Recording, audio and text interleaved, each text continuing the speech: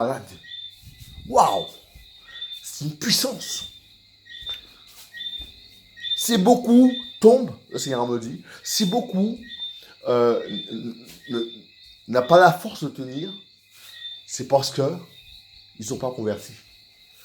Regardez par exemple, je prends un exemple pour vous expliquer. Pierre. Pierre va renier le Seigneur. Pierre n'était pas converti, il va renier le Seigneur. Il va tomber.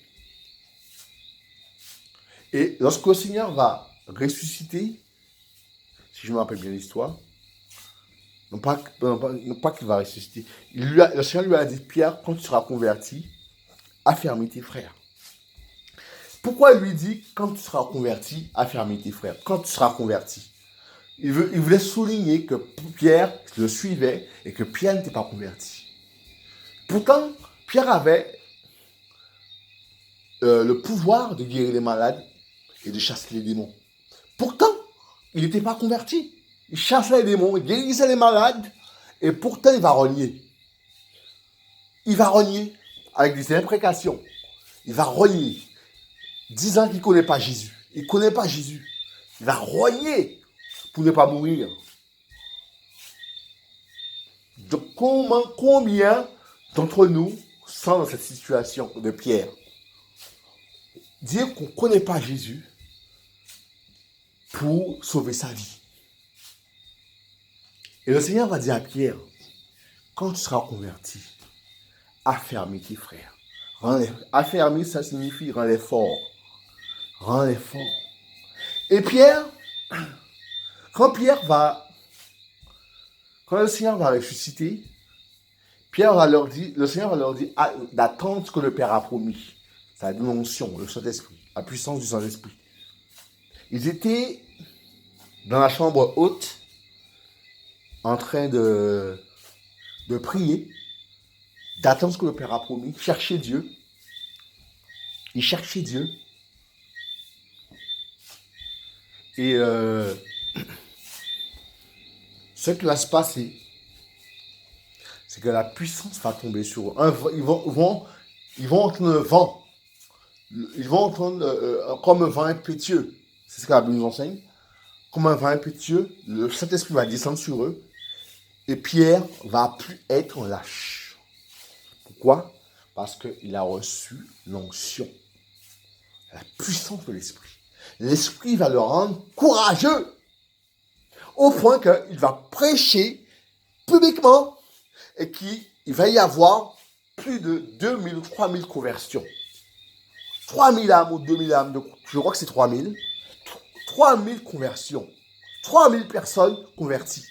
Au point que la Bible nous enseigne qu'ils eurent le cœur, ceux qui l'écoutaient, ils eurent le cœur vivement touché. Vivement touché. Ça signifie qu'ils ont été touchés par le Seigneur, touchés par l'onction, convaincus de péché, de justice et de jugement. Ils vont être touchés au fond de leur cœur. Ils vont réaliser qu'ils sont pécheurs, qu'ils ont besoin d'aide, qu'ils ont besoin de Jésus, qu'ils ont besoin de secours, au point qu'ils disent, hommes, frères, que ferions-nous? Que ferons-nous? Que ferons-nous? Hommes, frères, que ferons-nous? Littéralement, nous avons besoin d'aide. On reconnaît que la parole que Pierre a enseignée est vraie, est authentique. Ça nous a touchés. Donc, hommes, frères, que ferons-nous? C'est la vérité, on est touchés. Que ferons-nous? Ils ont le cœur vivement touché. Vivement. Ça veut dire toucher profondément. Donc, mes frères, mes sœurs, chers auditeurs, l'onction qu'a reçu Pierre, qu'a reçu les disciples, c'est la même onction que le Seigneur nous donne. Si du monde se convertit réellement, c'est la même onction. La même onction. Cette onction nous rend courageux. Cette onction chasse la timidité. Chasse la timidité. Parce que Paul va enseigner à Timothée, ce n'est pas un esprit de timidité que tu as reçu, mais un esprit de force, d'amour et de sagesse. Un esprit de force, Comprenez bien. Comprenons bien, du moins, je m'inclus aussi, un esprit de force, d'amour et de sagesse. Donc ça veut dire qu'on a reçu un esprit de force, un esprit, l'onction de l'esprit qui nous rend forts, qui nous rend courageux, valeureux par la force du Seigneur. Et aussi, non seulement courageux, mais l'esprit nous donne de l'amour et de la sagesse. De la sagesse. L'esprit du Seigneur est un esprit de sagesse. C'est pas moi qui le dis, c'est la Bible. L'esprit de sagesse. Paul parle de l'esprit qui a de la sagesse. Donc, mes frères, mes sœurs, chers auditeurs, écoutez attentivement le message. Attentivement. L'esprit chasse la timidité. Pour ma part, franchement, je suis un gars timide. Je suis un gars très timide. Très, très, très timide. Et je remarque que sous la puissance de l'onction, je parle. Je parle librement. Mais si vous me connaissiez, vous saurez que je suis timide.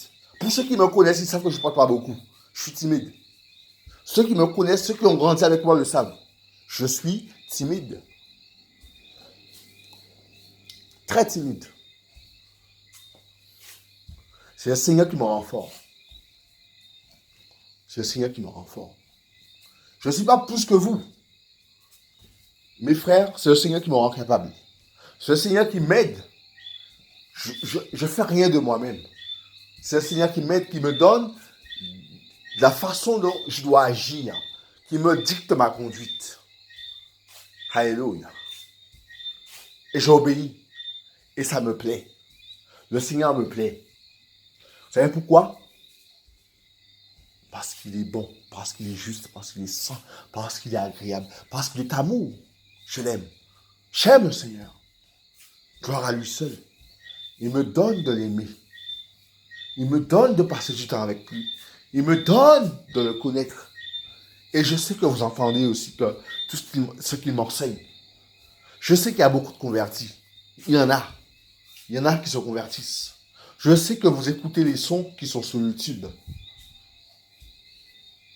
Et je rends toute la gloire à Dieu. Parce que c'est Dieu qui me donne ces beaux chants. Ces beaux chants. Je trouve les chants beaux. C'est Dieu qui me donne les beaux chants. Ça ne vient pas de moi. Ça vient du Saint-Esprit. Les chants viennent de Dieu. C'est Dieu qui m'a appris à jouer à la piano. J'ai pas été j'ai pas été prendre des cours de piano. C'est le Seigneur qui m'a appris à jouer à la piano. Et ce qu'il m'a fait pour moi, il peut le faire pour vous, mes frères, mes sœurs, chers auditeurs. Par exemple, le Seigneur m'apprend aussi à parler anglais. Eh oui, il traduit il me donne des phrases en anglais et je traduis et je vois que ça a une signification positive.